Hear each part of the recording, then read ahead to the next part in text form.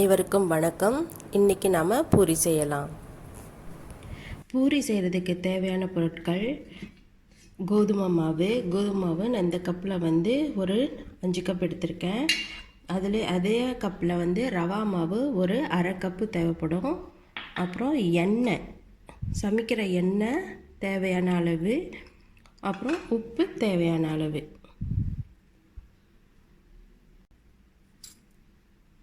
தண்ணி நம்ம ஒரு கப் மாவு எடுத்தோம்னா அரை கப்பு தான் தேவைப்படும். ஆனால் நீங்கள் ரொம்ப தண்ணியாக பிணைஞ்சிங்கன்னா ரொம்ப எண்ணெய் பிடிக்கும். இப்போது வாங்க செய்ய ஆரம்பிப்போம். எண்ணெய் கொஞ்சம் தேவையான அளவு எண்ணெய் போட்டுக்குங்க. அப்புறம் உப்பு தேவையான அளவு சேர்த்துக்குங்க. போட்டு நல்லா கிண்டிடுங்க. இதை கையை வச்சு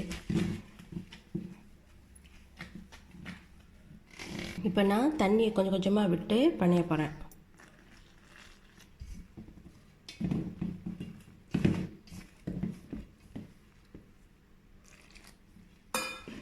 பாருங்கள், இன்னும் நான் முழுசாக பிணைஞ்சு முடிக்கல.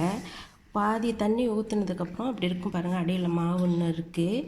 இந்த மாதிரி டைமில் நம்ம ரவா மாவை கொஞ்சம் சேர்த்துக்குவோம்.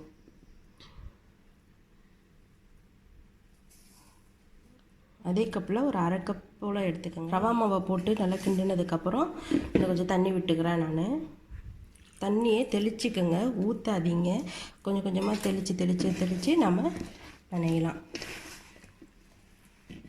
நல்லா இப்படி இழுத்து பிணைஞ்சி வச்சுருங்க.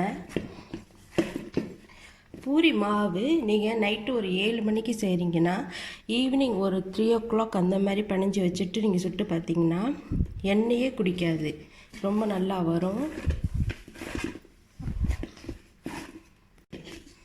பாருங்கள், மாவு ரெடி ஆயிடுச்சு. நல்லா ஒட்டவே இல்லை பாருங்கள். இப்போ இது மேலே லேசாக எண்ணெய் தடவலாம், இல்லை ஈரத்துணியை போட்டு மூடி வச்சிடலாம். பாருங்கள், பூரி மாவு முன்னாடி பிணைஞ்சி வச்சது நல்லா ஊறிடுச்சு. இப்படி எடுத்திங்கன்னா பாருங்கள் நல்லா வந்திருக்கும்.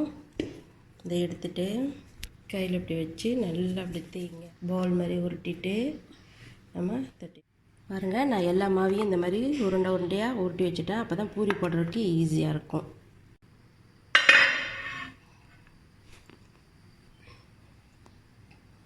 இங்கே உருட்டி தட்டி வச்சுருக்கோம்ல மாவு, அதை எண்ணெயில் தொட்டு 2 பக்கமும் நல்லா எண்ணெயில் தொட்டுக்குங்க. பாருங்கள், எண்ணெயில் தொட்டு எடுத்துக்கணும். நம்ம காஞ்ச மாவு போடக்கூடாது. காஞ்ச மாவு போட்டோம்னா எண்ணெயில் போடுறப்ப எண்ணெய் கருப்பாகும் ஒன்று, 2வது பூரி ரொம்ப எண்ணெய் குடிக்கும். இந்த மாதிரி நீங்கள் எண்ணெயில் தொட்டு நீங்கள் பூரி சுட்டிங்கன்னா ரொம்ப எண்ணெய் குடிக்காது, நல்லாயிருக்கும் பூரி. சப்பாத்திக்கு தான் காஞ்ச மாவு போடணும், பூரிக்கு காஞ்ச மாவு போடக்கூடாது. எண்ணெயில் தான் தொட்டு நம்ம திரட்டணும். அதை